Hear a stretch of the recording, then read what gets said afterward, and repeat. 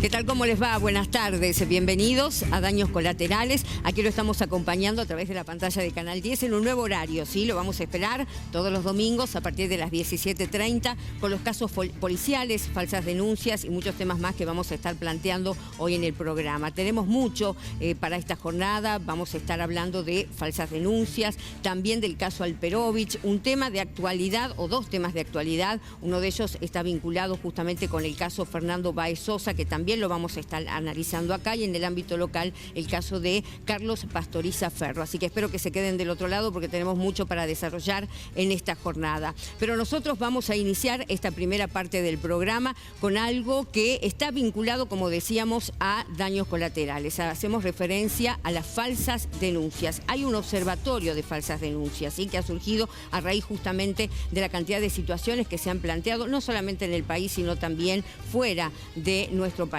Nosotros estamos en comunicación con Andrea Guacci, en representación del Observatorio de Falsas Denuncias, con el objetivo de hablar específicamente de la función del observatorio y también de una movilización que se ha concretado esta semana, y vamos a ver de qué se trató justamente la misma. ¿Sí, Andrea, cómo estás? Buenas tardes, bienvenida a Canal 10. Karina Ponce te saluda acá desde Tucumán. Buenas tardes, Karina. Bueno, ante todo, muchas gracias por este espacio. No, por favor, gracias a vos, Andrea. Bueno, sabemos que han concretado ustedes una movilización referida justamente a las garantías jurídicas respecto de los casos de falsas denuncias. Bueno, ¿de qué se trató esta movilización o cuál fue el objetivo, Andrea? Bueno, el 30 de mayo fue la segunda jornada, la segunda convocatoria que se llevó adelante en Argentina con respecto a un pedido que se hace desde las víctimas y las víctimas detrás de las víctimas, en las que pedimos que, en primer lugar, se erradique la perspectiva de género, la ideología de género en la justicia, que se terminen las prisiones preventivas sin una investigación. Hay personas que están privadas de su libertad hasta 3 años, sin pruebas, sin testigos, solamente con un relato. Necesitamos que exista igualdad ante la justicia. La justicia tiene que ser justa. Acá no se pide ni impunidad, ni que se liberen, ni que se les crea. Que haya una justicia justa, igualitaria, como debería de ser la justicia, que lamentablemente hoy no está sucediendo. Este 30 de mayo la convocatoria se realizó en 12 provincias, en 14 ciudades, así que es realmente muy importante lo que sucedió. El año pasado éramos 9. Perfecto. Bueno, Andrea, a través de una situación personal que te tocó atravesar, está este observatorio, estás trabajando para que específicamente sean escuchados. Más allá de la movilización, ¿qué has notado a través del observatorio respecto de las falsas denuncias? ¿Hubo un crecimiento? ¿Cómo está la situación hoy al margen de la situación jurídica aquí en Argentina? Bueno, cuando yo me involucro en esta causa, empiezo a realizar una investigación con respecto a lo que sucedía con las denuncias de abuso, o mejor dicho, con las denuncias de violencia de género, porque hay que entender que dentro de la violencia de género está el abuso sexual, el acoso psicológico, el daño económico, bueno, y la violencia, y los más graves como son la violación. Está todo dentro de lo que es la violencia de género. Hubo un crecimiento muy importante según el Ministerio de Justicia, que antes del año 2017 publicaba la incidencia de cómo crecía o cómo decrecían este tipo de delitos. Y desde el año 2018 hasta esta parte las publicaciones fueron menores y el crecimiento de denuncias fue aún mayor. Podemos entender que puede existir que las mujeres, principalmente, que son las mayormente afectadas en términos de violencia, se hayan animado a denunciar más.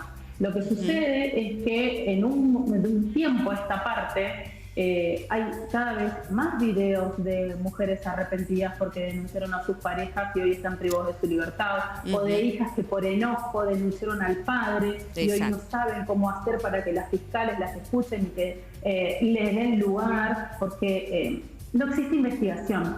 Entonces, por eso siempre volvemos a lo mismo. Hubo un crecimiento muy importante en los últimos años de falsas denuncias de violencia de género. Es muy grave lo que está sucediendo, y el observatorio lo que ha hecho es poner un poco de luz a esta oscuridad, porque en ningún lugar oficialmente existe un registro de, por ejemplo, cuando una persona va a denunciar y tu denuncia es archivada. No existe un registro de eso.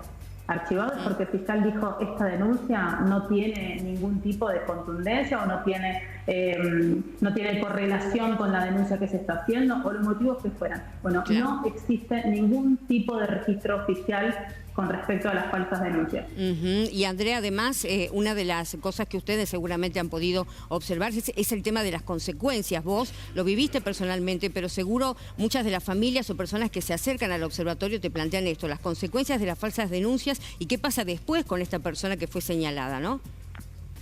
Es grave en todos los sentidos, en todo el marco de lo que genera una falsa denuncia, en lo judicial, en lo psicológico, en lo laboral, en lo social, en las relaciones futuras.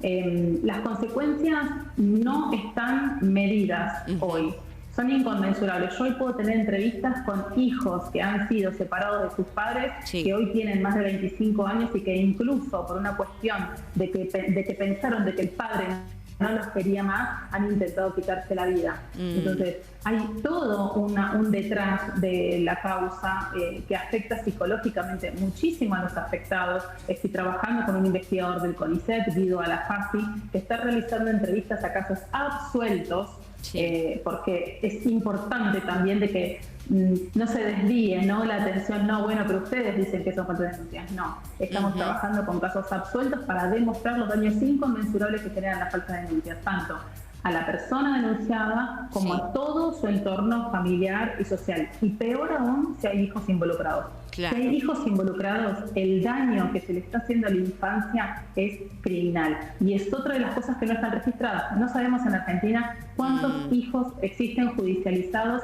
y cuántos en separaciones conflictivas o cuántos menores están judicializados. Es gravísimo no saber cuántos de nuestros chicos están con problemas y ver de qué forma ayudarlos psicológicamente.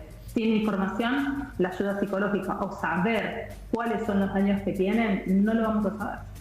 Seguro. Andrea, más allá de esto que vos planteás, ¿no?, la necesidad de que haya un registro tanto de las situaciones como así también de las consecuencias que tienen especialmente en estas separaciones conflictivas, seguramente a través de lo que es el observatorio también y este trabajo que ustedes están realizando, hace mucho tiempo que están trabajando en el ámbito jurídico, garantizar el tema jurídico a través de una ley o proyectos de ley, a través de la Cámara Alta, a través de la Cámara Baja. ¿Cómo se está avanzando en este sentido? ¿Hay algún avance? Bueno, en lo personal, y esa fue una cuestión muy personal que llevé adelante porque descubro que el tipo de delito no está tipificado. Existen las falsas denuncias en el Código Penal argentino, pero estamos hablando de un tipo de denuncia de que yo me robo algo y lo denuncio a él y lo acusan a él. Es una falsa denuncia cuando se descubre. Ahora, cuando vos robas algo, quizás en la semana el tema pasó, vos descubriste que sos inocente, se terminó. Cuando estamos hablando de delitos aberrantes, el daño al honor y al buen nombre de la persona, nada tiene que ver con el tipo de condena que hoy está establecido en nuestro Código Penal. Entonces, cuando descubro todo eso, que nosotros iniciamos contrademandas, fuimos a la justicia argentina para demandar, vemos de que las consecuencias por el daño que se provoca son irrisorias, absurdas, de 6 meses a 2 años, 30.000 pesos de indemnización que se le puede llegar a cobrar a una persona hoy en la actualidad. Entonces uno dice, necesitamos algo que también nos defienda una vez que demostramos nuestra inocencia. Y por eso se presentó el proyecto de ley el 23 de mayo en el Senado de la Nación Argentina. 9 son los senadores que están firmantes y apoyando este proyecto. El año pasado fue un año complejo porque estamos hablando de que hubo mucha campaña, muy largo fue todo, luego las elecciones, así que estamos esperando de que este año se pueda presentar en la agenda, que la vicepresidenta Victoria Villarruel lo ponga en la agenda, se pueda debatir y después del debate podamos lograr la aprobación. Perfecto. Bueno, Andrea, vos sos representante de este observatorio, sabemos que están trabajando en todo el país, vos misma comentabas que hay un aumento de casos de falsas denuncias y que lo reciben permanentemente de distintos puntos de la Argentina. ¿Cómo pueden acercarse a ustedes para poder recibir asesoramiento o ver si efectivamente están ante una falsa denuncia o por ahí la gente ante el desconocimiento saber de qué manera puede actuar?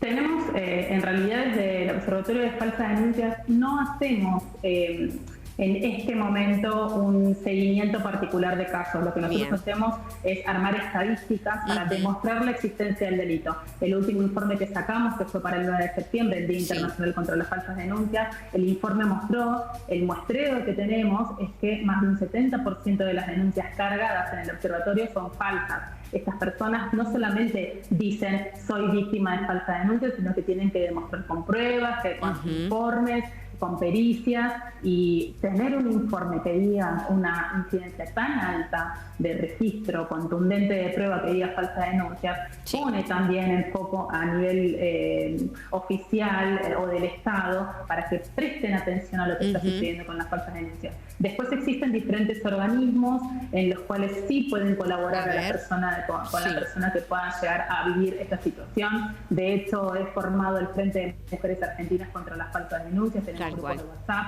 grupos de Instagram, en donde entre todos tratamos de ayudar a aquella persona que está totalmente sobrepasada por esta situación. Es muy, muy difícil para cualquier persona que vive este tipo de falsas denuncias sobrellevarlo desde lo psicológico hasta lo social y lo laboral, porque lo primero que sucede es que te desplazan de tu lugar laboral, esta persona pierde absolutamente todo.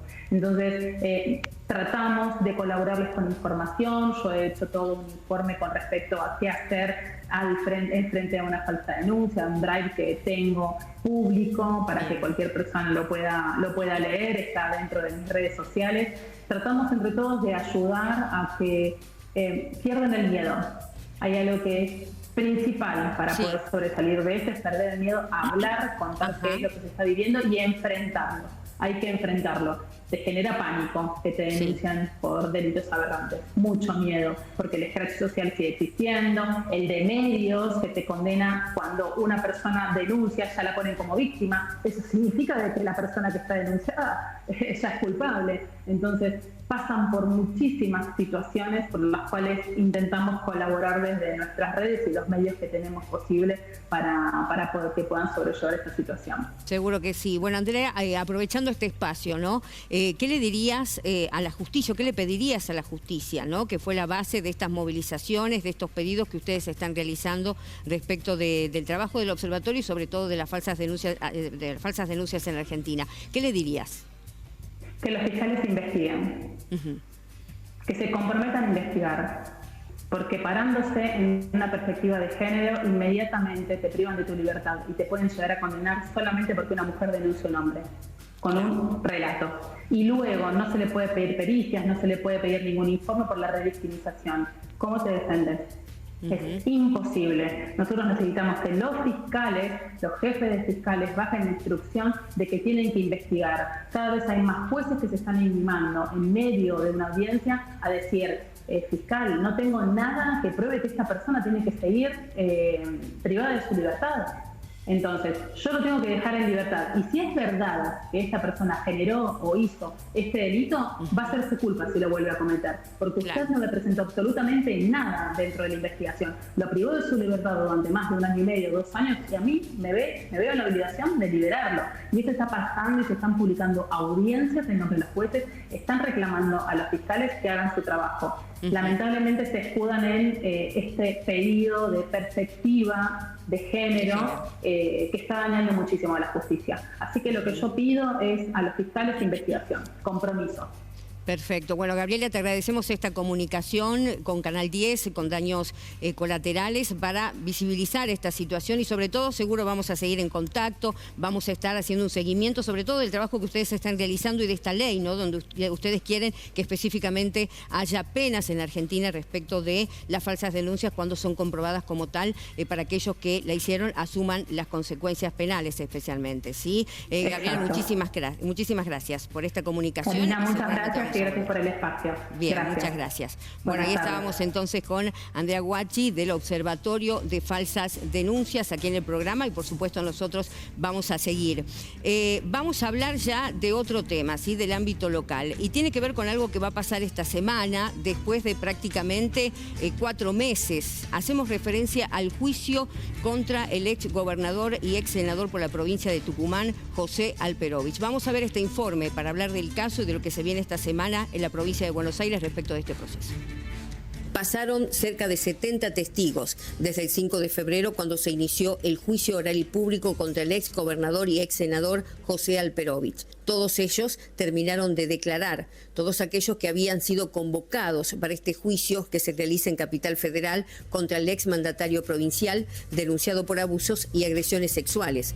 Así, las próximas audiencias quedaron reservadas exclusivamente para escuchar el testimonio del imputado, que se va a realizar mañana lunes, y para los alegatos de las partes, que serán el 10 y 12 de junio. Hasta el momento no hay fecha para la sentencia. Recordemos que la causa se inició tras la denuncia presentada en noviembre de 2019 por una sobrina y ex colaboradora de Alperovich, que dijo haber sido atacada entre el 14 de diciembre de 2019 y el 26 de marzo de 2018, tanto en Tucumán como así también en Buenos Aires, en el departamento que el imputado tiene en la zona de Puerto Madero. La joven, que en el momento de las presuntas agresiones tenía 27 años, fue la primera en declarar en el juicio y estuvo más de 6 horas frente al presidente del Tribunal Oral en lo Criminal número 29, Juan María Ramos Padilla. Allí contestó las preguntas del fiscal del caso, Sandro Abraldes, los representantes de la querella, Pablo Robati, Carolina Zimmerman, y el defensor, Augusto Garrido.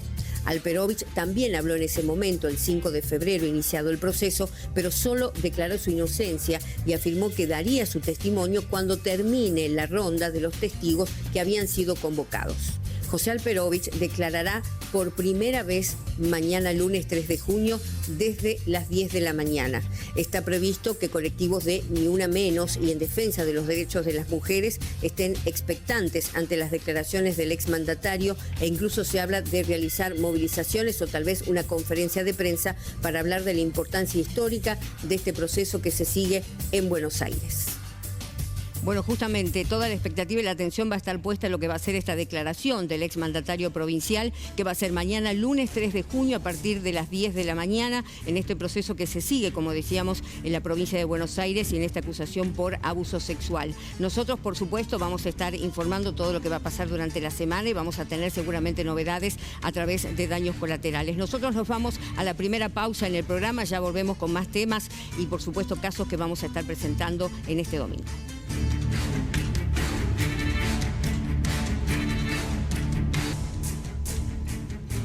Bien, continuamos en Daños Colaterales, desarrollando más casos. Por supuesto, recuerden que pueden comunicarse con el teléfono de la producción y también nos encuentran en redes sociales como Daños Colaterales TV, y los programas que ya fueron emitidos los pueden encontrar a través del canal de YouTube de Moringa Producciones. Nosotros vamos a continuar con un tema que ha tenido repercusión en los últimos días y está vinculado con el caso de Fernando Báez Sosa. La declaración de uno de los condenados a prisión perpetua por la golpiza y el asesinato de este joven en ese momento de tan solo 19 años. Y estamos hablando de Máximo Thompson. Habló con la prensa, dio su versión, dio su posición respecto de cómo se siente y de qué es lo que pasó específicamente esa noche con Fernando Báez Sosa y también con sus compañeros, con las personas que también, los jóvenes condenados que están involucrados en este caso. Vamos a ver el informe con las palabras y las declaraciones de Máximo Thompson. Me interesa poder contar todo, o sea, no tengo, vengo esperando esto hace más de 4 años, o sea, no es algo que necesito preparación. O sea, hace mucho tiempo que lo quiero hacer y no lo puedo hacer. Y antes yo, bueno, hice la escuela en Zárate, jugué 8 años al rugby y nunca tuve ni una tarjeta amarilla, o sea, la violencia en el rugby es cero. Tiene muchos valores hermosos, que nada, es todo lo opuesto. Esto no tiene nada que ver con el rugby, es una cuestión social, que uno sale a la calle y hay violencia. Y la violencia siempre trae más violencia. No, particularmente con el grupo que fuimos a Gesell, era un grupo que teníamos solo para irnos de vacaciones. Porque si ocasionaba, si alguien pasaba que venían en Zárate, salías al boliche y era muy normal salir afuera y 2 o 3 peleas había seguro. ¿Cómo se armó el viaje a Gesell? ¿Cómo lo organizaron? Siempre éramos 2 de los chicos que organizábamos porque los otros eran muy colgados y yo siempre, o sea, me confiaban mucho la plata o la organización porque yo estaba siempre atrás para juntar. Con comprar solo alcohol nos alcanza con 1.000 pesos cada uno y compramos 12 botellas de Fernet y 12 de Smirnoff. O sea. Yo no consumo drogas, pero sí tomaba mucho alcohol cuando tomaba. No era de hacerlo seguido, pero cuando lo hacía en exceso. Tipo 3 habíamos llegado y me acuerdo que a las 7 decidimos ir ya cortar ahí porque teníamos que comprar las entradas. ¡Cálmelo, macho! ¡Vamos los amigos! ¡Vamos, ¡Pero si yo no soy! ¡Dale, camina! Yo lo que me acuerdo, que eso me lo acuerdo bien, es que yo estaba agarrado de la barra, yo estaba de espaldas a la pista y me siento que ya no era un choque, sino que si alguien se me había caído encima, y cuando me doy vuelta era Matías que se estaba agarrando la cara, y yo me doy vuelta sorprendido y le digo, ¿qué te pasó? Y dice, me pegaron. Matías Benicelli. Sí, y ahí dice, le digo, ¿qué te pasó? Me pegaron. Y ahí, al toque que me dice me pegaron, lo agarra un seguridad, lo agarra del cuello y lo levanta. Y yo le digo, por favor, bajalo que lo vas a matar. Y a mí cuando me sacan, me estaban asfixiando. Y ahí yo cuando estoy pasando por la puerta siento que me pegan 2 piñas en la costilla y una en la cabeza. ¿Quiénes te pegan? Los seguridad.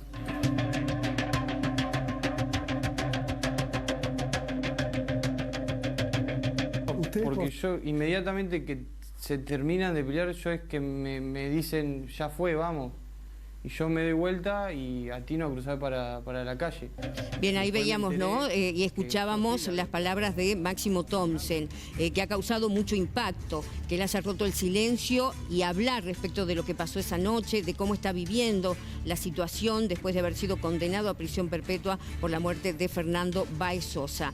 Pero esta repercusión y este impacto lo ha tenido especialmente la familia del joven asesinado, ¿sí? La familia de Fernando Báez Sosa. Quien habló fue su mamá, Graciela, donde hizo referencia a esto. Él dijo, la única víctima es Fernando, refiriéndose justamente a estas declaraciones. Dijo, podrán hablar de arrepentimiento, de llanto, de su libertad, pero la única víctima fue y será Fernando Báez Sosa, asesinado a golpes, sentenció Graciela, dejando muy clara cuál es su posición, sin pelos en la lengua, haciendo referencia a esto, ¿no? Después de que vio y escuchó esta declaración de esta decisión de Thomsen de hablar con la prensa y de manifestarse de alguna manera respecto de lo sucedido, mientras cumple una condena junto al resto del grupo de los rugbyers que golpearon y asesinaron a Fernando Báez Sosa.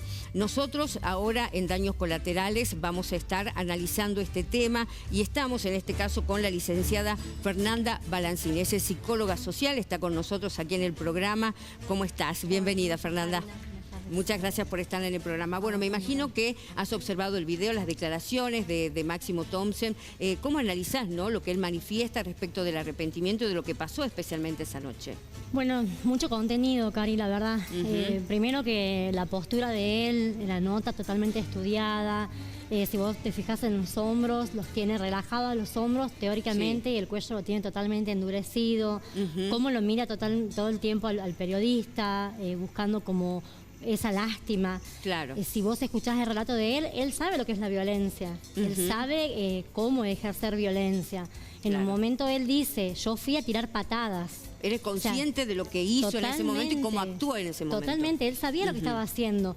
Lo que él busca con esto que está haciendo es restarle la importancia. Él quiere que no tenga intencionalidad lo que él hizo, pero sí la tiene, claro, porque él fue a agredir a una persona. Él sabía lo que era la violencia, relata anteriormente de que él cuando salía a bailar siempre terminaba peleando, pero que siempre veía, ahí hace uso de objetos externos como baldosas, como cuchillos, botellas. No hace falta. O sea, él todo el tiempo rescata eso, de que él pensaba que se mataba con eso, nada más. Claro. Y después se contradice porque en un momento de la nota dice, yo estoy con personas acá que mataron sin tener un cuchillo, sin nada, y sí pasa.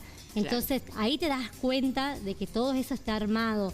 Y que en realidad una persona que tiene una conducta violenta sabe que va a ejercer violencia. Claro. ¿Sí? O sea, Todos en nuestra conducta como sujeto social tenemos lo que se llama el enojo, como la felicidad, como la tristeza, son emociones que portamos como sujetos sociales. Sí. Ahora, si yo al enojo no lo sé manejar, lo convierto en ira. Claro. Y si yo a mi ira no la sé manejar, a esa conducta la convierto en lo que es violencia. Que ahí tenemos consecuencias graves como es el caso, ¿no? De lo que ha pasado con Fernando, ¿no? Exactamente, o sea, ahí era un grupo de personas que estaban actuando bajo un estado de violencia, bajo alcohol también. Él dice, yo no me drogo, el alcohol, yo les cuento a todos, es una droga. Claro. O sea, provoca adicción también, o sea, tiene consecuencias como cualquier adicción. Exactamente, el alcohol es una droga. Entonces él estaba consciente de que había tomado un montón. Él dice, yo estaba enojado y me fui enojado porque me tenían que ir a los 20 minutos. O sea, él tiene totalmente todo el tiempo conciencia de sus actos. Y como vuelvo a repetirlo, la violencia es una conducta que tenemos como seres humanos todos, pero hay que ver cómo la manejamos. No cualquiera es violento, ni no cualquiera es víctima de violencia. Claro. ¿Sí? Es una patología de la conducta y él la tiene, se nota en sus ojos, cómo habla. En el lenguaje corporal que vos también analizaste, ¿no? Lo Totalmente. Que fue esta entrevista. Si vos ves también cuando él habla de que separan, cómo hace las manos, se paran, o sea, ahí ya no está descontracturado, ahí ya no está, cuando él tiene que poner en práctica su actuar, su accionar en ese momento, yo fui la víctima que no veía, pero sí actué porque era mi amigo. Claro. No sé no lo hice con intención, pero yo fui a pegar patadas. Claro. O sea, él sabía que estaba haciendo un hecho de violencia, sabía porque había ido a boliches anteriores que eso terminaba mal. Claro, y actuaba de la misma manera, digamos. Exactamente, sabía lo que era, lo que estaba haciendo. Entonces yo lo que sí pido por ahí como sociedad es que se entiende que es una persona que es un adolescente, un niño en ese momento, y que como sociedad estamos muy violentos en el auto, en el colectivo, en los colegios, lo que pasó hace poquito con el tema de las riñas entre los colegios. Sí, sí. Pero hay una diferencia entre una pelea callejera y un acto brutal de violencia. Claro, de ir a atacar y golpear. Y es prácticamente imposible por ahí creer de que él no sabía las consecuencias o no había medido las consecuencias de lo que habían hecho todos contra una persona que era en este caso Fernando Baizosa. Totalmente, Cari, y aparte la frialdad con la que él habla en el momento de las escuchas que se tiene, en las imágenes que se ven, es la misma frialdad con la que él habla en la nota. Exacto. O sea, yo tenía hambre, me quería ir a comer. Claro, quería que termine, quería volver a casa a dormir, a comer y a dormir. Exactamente, es como cuando Violeta le pega a alguien y dice, bueno, pero vos me has provocado, es lo mismo. O sea, él necesitaba sacar toda esa ira que tenía adentro, que no sabía cómo manejarla, y no sabía cómo manejarla porque es una patología de su conducta. Esto yo quiero que quede bien en claro. Los violentos no son cualquiera, son personas que tienen patologías en su conducta, que no pueden manejar la ira. Y hasta que no producen el daño que ellos buscan, que es saciar esa ira, que no la pueden canalizar de otra forma, es matar, es hacer daño, es ver que ellos tienen el poder sobre vos. Claro. Exactamente, la violencia es eso, es ejercer poder sobre otro. Exacto. Bueno, Fernanda, lo que vos analizás de sus palabras es que no habló desde el arrepentimiento. ¿Con qué objetivo habló? Directamente rompe el silencio y dice, voy a dar una entrevista para contar qué es lo que pasó. Él no está arrepentido porque él dice, o sea, yo sí hice eso. Claro. Yo sí tengo culpa de haber agredido a esta persona. Lo que él no quiere es la condena de la muerte. Claro. Es totalmente visible lo que él busca. No quiero ser el culpable de esa muerte, porque yo sí quiero pagar lo que yo hice, que es haberle pegado a esta persona, pero no los 25 años. Mirá cómo él tiene en claro todo lo que está pasando. Claro, seguro. O sea, yo sí quiero pagar lo que yo hice, que fue un hecho de violencia con mis amigos, pero no los 25 años porque yo no lo hice con la intención de matarlo. Sí de lastimarlo, sí de herirlo, sí de que aprenda que no se le pega a un amigo, pero no los 25 años que es la condena. Y yo digo, Fernando, ¿dónde está ahora? Claro. Él habla desde la cárcel de que él no puede salir con los amigos, que no puede estudiar, y ese chico está muerto. Y es lo que decía Graciela, ¿no? La única víctima acá es Fernando. Fernando Baizosa es la víctima de toda esta situación, después que escuchó esta entrevista, ¿no? Totalmente, totalmente. Y esto de buscar ensuciar a la víctima es lo que hace el violento. Claro. Nunca es su responsabilidad, es yo acciono por lo que vos hiciste. El culpable sos vos, no soy yo.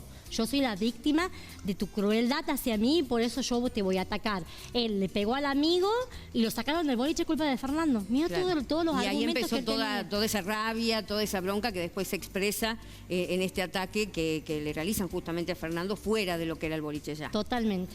Totalmente, Karen. Tal cual. Vos hacías referencia, Fernando, a una situación referida a la adolescencia, a los jóvenes, pero sabía de qué manera actuaban, digamos, cuáles, tal vez no las consecuencias finales como él dice, pero sabían qué era lo que estaban haciendo, son conscientes de sus actos, a pesar de su juventud, de que son personas, en algunos casos menor de edad, bueno, ya eran mayores, 18 años, pero saben cuáles son las consecuencias de sus actos o qué es lo que están haciendo. Totalmente. Ellos estaban en grupo, actuaron de forma organizada y en manada. Ellos fueron a una presa. Y él en su relato lo cuenta. Yo fui, un amigo mío estaba peleando y yo fui a pelear. Claro. Fui a pegar a la misma persona. El actuar en manada también, digamos, es una característica especial que ha tenido este caso, ¿no? Exactamente. Y que tiene la violencia por ahí es buscar cómplices directos o indirectos de la acción que yo estoy por cometer. Cuando es de a uno, busco la contención o el esconderme con las personas que me rodean. Exacto. Y cuando es en grupo, busco esto, que lo hagamos todos juntos para que después, cuando quedemos en evidencia, no sea yo solo, sino seamos todos. Claro, exacto. Fernanda, ¿puede haber pasado, por ejemplo, que los padres de estos jóvenes no hayan percibido este perfil violento que tenían o el que no sabían manejar, por ejemplo, situaciones de ira o de enojo? Yo siempre voy a decir lo mismo. Si hay niños violentos, es porque hay padres violentos. Ajá. Si hay adolescentes violentos, es porque viven en un circo de violencia. Claro, es como que la violencia es algo habitual o es parte de su vida. Exactamente. Quizás los papás, el papá no es violento, la mamá sí es violenta, tienen una comunicación violenta. Claro. ¿Sí? O viven bajo una convivencia de economía, de violencia. O en el grupo de rugby donde él estaba, había mucha violencia. Claro. Entonces, ¿qué hace? Lo empodera, lo ceba a que él sea más violento. Él decía, nosotros salíamos con mis amigos de los boliches, donde él vivía, y veíamos las riñas de pelea y teníamos que pelear. Claro. Era como una obligación salir y pelear cuando veían un agresco, veían una situación así de violencia, de golpes hacia uno o más personas a la salida de un boliche cuando estaban en grupo. Exactamente, pero hay personas que salen de los boliches. Karina, vos fuiste a boliche, claro, yo fui a boliche. Supuesto. ¿Alguna vez, obvio. ¿Alguna vez peleaste? No, jamás. ¿Alguna vez viste una pelea? Sí. O sea, eso define la conducta de cada uno. Claro. ¿Me entendés? Yo, si no tengo una conducta violenta, no voy a intervenir en esa pelea. Quizás me acerque a un policía, a alguien que esté ahí, diga, mirá, allá está pasando algo, anda, fíjate, o avise, pero no me voy a involucrar en eso. Para que yo actúe en un hecho de violencia, tengo que tener un rasgo en mi conducta de violencia. Claro. ¿Y cómo analizás la posición de la mamá, Fernanda? De escucharle en medio de ese dolor de que la víctima es Fernando y de pronto escuchar con detalles lo que pasó ese día a través de las palabras o de la voz de uno de los condenados por la muerte de su hijo, ¿no? ¿Cómo analizás esa posición? La verdad, Cari, que siempre que le escucho hablar a su mamá, digo qué ecología emocional que tiene esa mujer. Porque perder un hijo, o sea, para la psiquis de un ser humano, perder un familiar, un ser querido, es uno de los estrés más grandes que pasamos a nivel emocional. Imagínate un hijo, imagínate una mamá que a su hijo no le podían reconocer la cara de cómo la tenía. Claro. Entonces es como que es mucha violencia emocional para ella y sin embargo ella nunca los ataca. Claro, es un nuevo golpe, digamos, hacia ella, el hecho de escuchar eso, ¿no? Exactamente, ahí te das cuenta vos cuando alguien es violento y cuando no. Claro. Ella nunca los ataca. Claro. Ella pide justicia por su hijo. O sea, vos ahí te das cuenta de que es una madre inmersa en el dolor, pero con mucha ecología emocional. ¿A qué me refiero? A que seguramente tiene mucha contención psicológica. Seguro que sí. A pesar de que hemos visto que muchas veces eso, digamos, esa situación emocional la derrumbó en muchas oportunidades, ¿no? Derrumba el dolor. El dolor. Pero no busca herir al otro. La venganza o herirlo o actuar o hablar en forma violenta. La paz para su hijo, nada más. Y justicia, nada más que eso. Perfecto. Bueno, Fernanda, te agradecemos que estés en el programa, bueno, analizando este caso que, como decíamos, ha tenido una repercusión importante, sobre todo por lo que fue el caso, por lo que significó el caso de Fernando Báez Sosa y también por el hecho de que uno de los imputados y condenados haya salido a hablar después de este tiempo, cumpliendo una condena de prisión perpetua, ¿sí? La máxima pena en el Código Penal, valga la redundancia, aquí en nuestro país por este caso. Bueno, Fernanda, muchas gracias. A vos, Karina. Muy amable. Muy buenas noches. Bueno, nosotros continuamos. Continuamos en Daños Colaterales. Decíamos, teníamos muchos casos para plantear justamente hoy en el programa, y uno de ellos, que lo habíamos mencionado en el programa anterior, tiene que ver con Carlos Pastoriza Ferro. Habíamos anticipado que su familia iba a realizar una movilización con el objetivo de pedir justamente por la pequeña, hija de Carlos. Esta concentración se realizó en la Plaza Irigoyen, frente al Palacio de Tribunales, por parte de su familia, de sus amigos, especialmente de sus hermanas que están en toda esta situación, en esta pelea, y que han observado ciertas cuestiones de violencia contra su sobrina, contra esta pequeña hija de Carlos, ¿sí? Que recordemos una situación muy complicada, donde además del tema civil hay una denuncia penal por instigación al suicidio, por hostigamiento. Su familia pide justicia por este lado, en contra, por supuesto, de la expareja de Carlos Pastoriza Ferro, que lamentablemente tomó esta decisión de quitarse la vida ante una cuestión que tal vez él no podía manejar y que ha llevado a un sufrimiento no solamente de él, sino también de toda su familia. Y esto se extiende porque, más allá de lo que ha sucedido y de este duelo que vive su familia, tienen que tener esta lucha judicial, como decíamos, en el ámbito penal, en el ámbito civil, constantemente acompañados, por supuesto, por su abogada y por muchas personas que conocían a Carlitos Pastoriza Ferro y que están apoyando de alguna manera esta lucha, y que quieren que esto se visibilice, que se conozca el caso, que haya justicia y que especialmente se pueda plantear todo lo que ha sucedido y sucede en el caso de Carlos Pastoriza Ferro. Nosotros estamos, por supuesto, aquí en Daños Colaterales con ellas, ¿no? Estamos hablando de las hermanas de Carlos, María Marta Pastoriza Ferro y María Elsa, y también con la doctora Verónica Gómez, que es la abogada que acompaña justamente a las hermanas de Carlos. Estamos aquí en el programa con ellas y, bueno, comentábamos, ¿no? Una situación muy difícil que están viviendo en estos momentos la familia. Buenas tardes, ¿cómo están? Bueno, muchísimas gracias por estar acá, ¿sí? María Marta. Por recibirme. Gracias. También, doctora, muchas gracias. ¿sí? Muy amable. Bueno, decíamos, hubo una concentración días atrás, durante esta semana, donde ustedes han hecho un pedido especial referido a la pequeña, ¿no?, hija de Carlos. ¿Cuál fue esa situación, doctora, respecto de la justicia local, ¿no? La familia solicitó por redes sociales apoyo a una marcha por presunto maltrato infantil por parte de la progenitora, ya que en los días de régimen comunicacional que tiene con la familia Pastoriza Ferro, vendría golpeada, con moretones, con marcas, dice mamá nana, y llorando a gritos, nunca quiere volver al hogar con su progenitora. Es por eso que nosotros tenemos en nuestro poder, gracias a las hermanas y a toda la familia, bastantes pruebas, videos, audios, fotos de la niña golpeada y maltratada, donde estamos denunciando a la jueza de familia de la GEAF, la GEAF 2 de familia, la jueza Paola Alexandra Fernández. El 28 hemos denunciado por medio de una demanda de cuidado personal, denunciando hecho nuevo de maltrato infantil, que hasta el día de la fecha esta jueza Paola Alexandra Fernández no nos ha dado intervención. No han tenido una audiencia, no han tenido una comunicación, no, absolutamente nada, a pesar de haber presentado las pruebas. Gravísimas, pruebas gravísimas. Es por eso que en el día de ayer la tuvimos que denunciar ante la Corte Suprema de Justicia, ante el vocal Daniel Leiva, porque ella incumple con su deber de magistrada, incumple con los principios del derecho de familia, que es la inmediatez procesal y de preservar la vida de los menores. Perfecto. La menor está a su cargo. Si a la menor le siguen ocurriendo hechos así de violencia, ella va a ser la única responsable. Y también la Corte Suprema. Hicimos reserva de caso federal.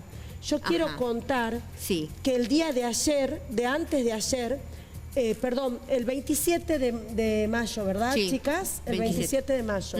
El 27 de mayo fue el cumpleaños de la menor. 28 de mayo fue el cumpleaños de la menor. Las tías las fueron a buscar al colegio, como dice el régimen comunicacional, y en el colegio les informan que la niña no habría asistido, ya que tenía 3 puntos en la quijada. Entonces, preocupadas, fueron a la casa de la progenitora a buscarla y efectivamente estaba así golpeada con 3 puntos. Bien, ¿qué hicieron ante esa situación, doctora, cuando se encuentran de que efectivamente la niña tenía una lesión y obviamente desconocían en ese momento el origen de la misma? ¿Qué pasó? Habría dicho la menor, mamá nana, que la mamá le había realizado la nana. Ajá. Entonces, de manera urgente tuvimos que redactar la demanda de cuidado personal. Ellas son la familia ampliada por ser la familia paterna y denunciar nuevos hechos de maltrato infantil. ¿Y puede usted creer que la jueza no nos dio acceso al expediente con semejante denuncia y prueba y nos manda a burocratizar? Se puso hoy me contestó por medio del sistema SAE, a través de sistemas, se puso en modo riguroso de la ley. Ajá, ¿en qué sentido, doctora? De que yo debo juntar actas de nacimiento, de defunción, siendo de que ya hay una causa principal. Claro, como empezar el trámite de cero. Exacto. Bien. Entorpeciendo todo y corre peligro la vida. Y en el derecho de familia está el principio de inmediatez procesal de familia para proteger a los menores.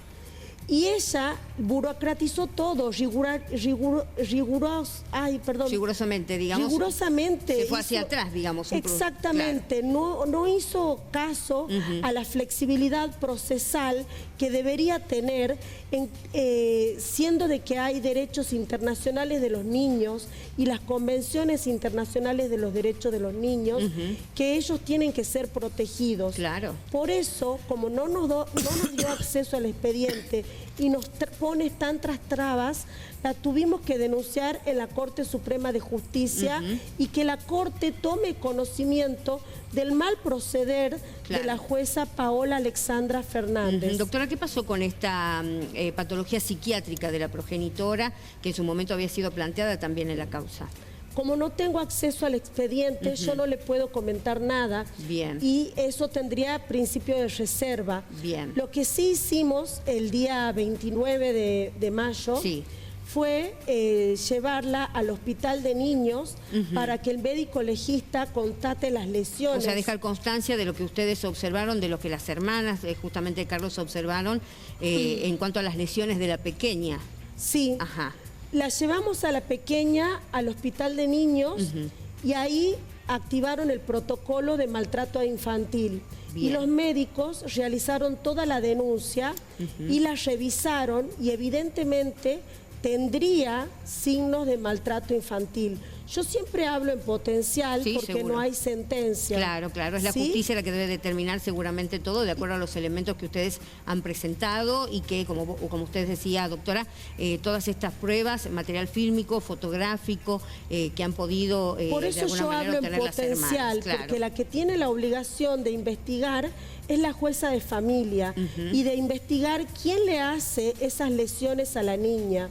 En la demanda hemos pedido la audiencia del artículo 12 de la Convención Interamericana de los Derechos del Niño, que es una audiencia donde la niña tiene que ser escuchada con un equipo interdisciplinario y donde le tienen que preguntar con quién quiere vivir, si le pegan, si no le pegan, quién le pega, quién le hace daño, si no le hacen daño. Claro, determinar todo lo que va planteando la familia. Pero la jueza no cumple su trabajo. Claro, ahí está el problema, digamos, no se puede avanzar absolutamente nada. No sé qué pretende la jueza Paola Alexandra Fernández. Estas hermanas, desgraciadamente, tienen un hermano fallecido. No sé qué pretende esta jueza. La verdad que no se entiende de que no haya una respuesta ante una situación tan grave. Que le pase algo grave a la niña. Claro. Pero no quedó ahí, señorita periodista, no quedó ahí. Nosotros hicimos la denuncia penal, hicimos la ampliación penal, está en la UFDT, ahora estamos pidiendo que se haga cargo la unidad fiscal especializada, hicimos una demanda, una querella por maltrato infantil, aportando pruebas y estamos por pedir que se haga cargo la unidad fiscal especializada. También hemos hecho las denuncias en la DINAIF, que es en el 102. Bien, perfecto. Y yo le quiero, por último, ya no me explayo más, yo le quiero comunicar a la sociedad con respecto a los niños niñas y adolescentes y a las personas con discapacidad. Cuando ustedes sepan de que alguien sufre maltrato infantil o una persona en situación de vulnerabilidad, sea discapacitado o adulto mayor, es de orden público denunciar. Bien. Es la obligación de una persona que toma conocimiento que sufre maltrato infantil, un menor, es de orden público denunciar. Perfecto. Y nosotras hicimos lo que la ley nos manda, porque queremos preservar la vida de la niña y la hacemos responsable a esta jueza por su mal proceder. Excelente, doctora. Ella debería haber preservado a la niña. Y ya no me alargo más, quería comunicar que la señora María Marta Pastoriza Ferro, víctima de violencia, de hostigamiento, de maltrato, de falsas denuncias, estuvo detenida irregularmente el 17 de marzo por orden de esta familia, por presunta orden de esta familia que hace falsas denuncias, la familia Ortiz, ya tiene la protección de persona otorgada por la justicia, tiene en favor de ella medidas cautelares, orden de restricción, donde la familia que la agredió y que hace peligrar su vida no puede llamarla, acosarla, no se puede acercar. Perfecto. Así que bueno, eso es lo que quería comunicar. Son situaciones que seguramente, digamos, son difíciles de vivir después de lo que pasó, por supuesto, con Carlos.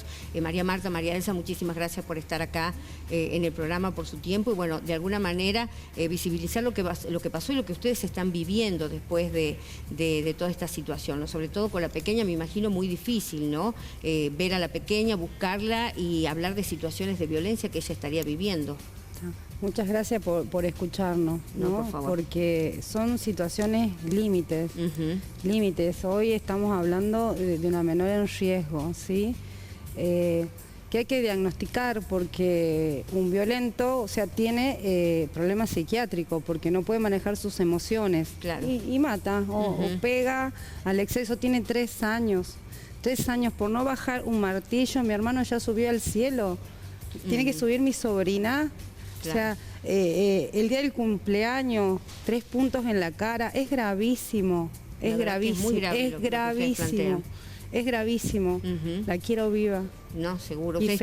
Ustedes lo que le piden a la justicia es que escuchen, que la escuchen. Que la escuchen. Ella no quiere volver con su madre. Ella en el video afirma, ella habla, escuchan. No lo escucharon a mi hermano porque mi hermano ya denunció en vida todo esto. Claro, claro, ya vivió esta situación. Y él termina con esta tragedia porque no puede... Estoy sintiendo lo que mi hermano, estamos sintiendo toda mi familia, lo que mi hermano, verla a nuestra sobrina indefensa de 3 años, golpeada, maltratada, con puntos en la cara. O sea, es sentido común. Si ya tenemos un antecedente, que la madre la quiso tirar del balcón, que abrió las garrafas, que no le daba de comer, que no la amamantaba, que se fue del hogar. Diagnostiquen. Claro, ustedes lo que piden directamente, más allá de la posibilidad de poder verla, de poder estar con ella, que salga de ese contexto de violencia, nosotros que la justicia los escuche. Nosotros vemos la tenencia con visitas de ella supervisada, como corresponde, como y cualquier madre de acuerdo a lo que estableció la justicia. Como venía siendo desde el 2.º mes de vida de mi sobrina, que empezó a correr peligro de vida inminente. Claro. Doctora, sí. La justicia le quita a ella el cuidado personal porque corría grave riesgo la vida de esta criatura. Claro, desde un primer momento, como comentaba justamente María. Y le da el cuidado personal al señor Carlos Pastoriza. El señor Carlos Pastoriza sufrió golpes, lesiones, hostigamiento, falsas denuncias, no soportó más y se quitó la vida. Y ahora el calvario en vida lo están llevando estas hermanas, estas familias, y están viendo cómo sigue el mismo modus operandi, porque la hicieron meter presa a ella y regularmente con sus colaboradores, le hicieron falsas denuncias, le ponen cautelares para que no se la pueda nombrar. ¿Por qué no se la puede nombrar? Cuando tiene, obviamente, una causa penal, cuando hay denuncias de por medio. La causa penal, te digo cómo se llama. Ortiz María Manuela, sobre lesiones leves agravadas por el vínculo, artículo 92, inciso 1, parte 1, maltrato infantil. La víctima es menor, no reservo el nombre, y el legajo lo dejo para nosotros. Seguro. Ella está siendo sindicada, investigada por la justicia. Todavía no se le han formulado cargos. Bien. O sea, no hay nada que ocultar. Claro. Esto no es un feudo. Nosotros vivimos en democracia, vivimos en un sistema republicano, federal. Pedimos una justicia independiente. Pedimos que la justicia actúe, que la justicia se ponga del lado de las víctimas, que eviten muertes. Seguro. María Marta, bueno, María Elsa, ¿qué tienen ustedes para decir, ya prácticamente finalizando el programa? ¿Qué le dirían a través del programa a la justicia, más allá de lo que ustedes han vivido y continúan viviendo? Yo, que la quiero viva. ¿Vos, María Elsa, querías agregar algo? Sí, yo... tengo una cautelar, a mí hoy me llegó otra notificación, ayer otra notificación, antes de ayer otra notificación. Entonces, yo estoy acá apoyando a mi hermana y cuidando, y quiero solo aclarar que tengo mucho miedo por la integridad física de mi familia, específicamente de mi hermana María Marta. Claro, bueno, porque María Estoy Marta... acá para cuidar a mi hermana. Porque María Marta, tenemos que aclarar también de que más allá de que has estado presa, como comentaba la doctora, esta situación sigue, vos sentís esta persecución y este hostigamiento. Y mi hermano le manda un patobica, lastima a mi hermano fallecido y a mi hermana, y después me mandan a mí también. Entonces, estamos en peligro. Y la bebé, no importa, la bebé está en peligro. Entonces, con todos los antecedentes que tenemos, diagnostiquen. Claro, diagnostiquen, que actúe la justicia y que puedan ser escuchadas. ¿Sí? Nosotros le agradecemos mucho por estar aquí en el programa. La jueza, en vez de pedirnos tanta burocracia, su deber era actuar inmediatamente, porque la situación es muy grave. Ese era su deber. Así que nosotras vamos a pedir juicio político a esa jueza. Bien, vamos a estar atentos entonces al proceso, a las presentaciones que ustedes realicen. Doctora Verónica Gómez, María Marta, María Elsa, muchísimas gracias por estar acá en Daños Colaterales. Vamos a seguir el caso, vamos a seguir escuchándola seguramente para que la gente sepa qué es lo que está pasando a partir de lo que fue la muerte de Carlitos. ¿Sí? Muchas gracias. Les agradecemos muchísimo, muchísimas gracias. No, por favor, a ustedes por estar aquí en el programa. Y bueno, nosotros de esta manera llegamos al final de Daños Colaterales, después de haber planteado muchísimos casos, ¿sí? De actualidad, de falsas denuncias policiales, de muchas situaciones que, como ustedes observaban, viven muchas familias tucumanas, ¿sí? Nosotros le agradecemos a todos ustedes por estar del otro lado, por habernos acompañado, y nos vamos a reencontrar el próximo domingo a partir de las 17:30 aquí en la pantalla de Canal 10. Muchísimas gracias.